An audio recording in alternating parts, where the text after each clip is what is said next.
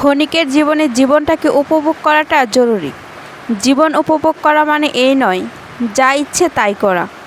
তবে আবেগের চাইতে নিজের মনটাকে বেশি গুরুত্ব দিতে হয়। আবেগ যদি মনকে নিয়ন্ত্রণ করে তবে বিবেকের কাঠগড়ায় নিজেকে দাঁড় করাতে হয়। জীবন উপভোগ করা মানে জীবনে হতাশাদের প্রশ্রয় না দেওয়া।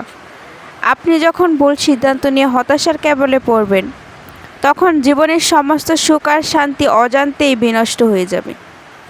যারা জীবনকে উপভোগ করে তারা কখনোই নিজেকে কষ্ট দিতে পারে না। তার মানে এই নয় কাউকে কষ্ট দিয়ে নিজেকে সুখে রাখা, বরং কষ্ট থেকে নিজেকে এবং নিজের ধারা অন্য কাউকে আঘাত না দেওয়ার নামই হচ্ছে জীবনকে উপভোগ করা। খুব সহজে কাউকে বিশ্বাস করার প্রয়োজন নেই। আবেগকে প্রশ্রয় না দিয়ে মনকে প্রশ্রয় দেওয়া উচিত।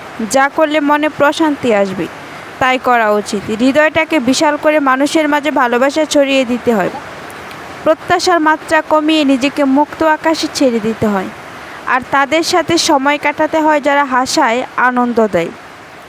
জীবনে কোনো ভুল মানুষের আগমনে তাকে স্বাগতম না জানিয়ে জীবন থেকে সরে যাওয়ার ব্যবস্থা করতে হয়। যারা কষ্ট দেয় প্রতিশোধ না নিয়ে তাদের এড়িয়ে চলতে হয়। জীবনে সব মানুষই কষ্ট দেয় না, খুব গুটি কয়েক মানুষ আছে যারা আপনাকে কষ্ট দেয়। আর এই গুটি কয়েক মানুষকে এড়িয়ে চলতে পারলেই জীবন সুন্দর। জীবন খুব সহজ নয়, আবার খুব সস্তাও নয়। ব্যক্তিত্ব ধরে রেখে জীবনটাকে উপভোগ করাটাও এক প্রকার সুখ।